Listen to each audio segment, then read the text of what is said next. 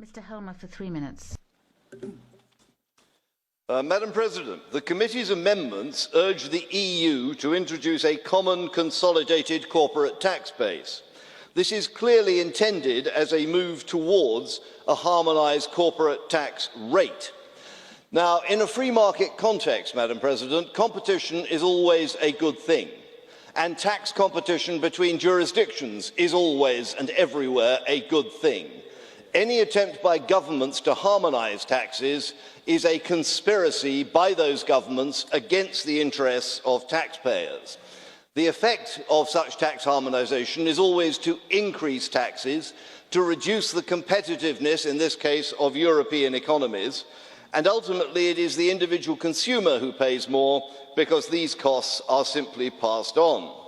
Countries with high tax economies like socialist France cannot compete with countries which have lower corporate tax rates, such as Ireland.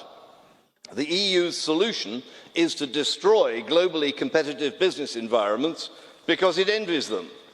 If countries like Britain want to have a globally competitive environment in which to create business, jobs and wealth, then we must leave an EU which is intent on harmonising taxes. Not only that, but in the EU, the state is to be given more weapons with which to intimidate ordinary taxpayers. General rules against tax avoidance, as proposed today by the Commission, will be difficult to interpret and will consequently give the state a large stick with which to threaten the ordinary taxpayer. These rules will not be used against large corporates, as is claimed. They will be used by the state against those who cannot afford expensive lawyers. It would be better to simplify the tax system so that the taxpayer could be certain of his or her tax liability, rather than add a layer of complexity with anti-avoidance rules which will scare ordinary people away from making sensible investments for the future and into paying more tax than they need to do today. We are also being asked to endorse the committee's proposal for an EU tax identification number. Now, clearly the EU is too scared of British public opinion to tell us before our EU referendum, but we can put the pieces of the jigsaw together. The EU wants to tax us directly if we are daft enough to remain.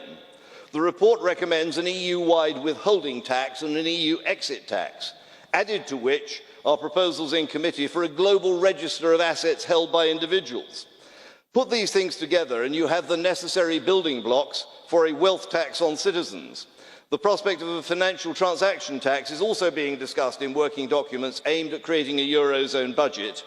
And not content with just its own budget, the Eurozone wants to use the EU's general budget as a means to keep the euro on life support. We know this actually from David Cameron's so-called renegotiation, which attempts to protect the British economy from these costs, but will fail to do so. May I end, Madam President, on a positive note. We in Britain are about to vote, if the polls are to be believed, are about to vote to leave the European Union, so we shall not be troubled by these problems. We will happily leave you to cope with the problems of your own creation.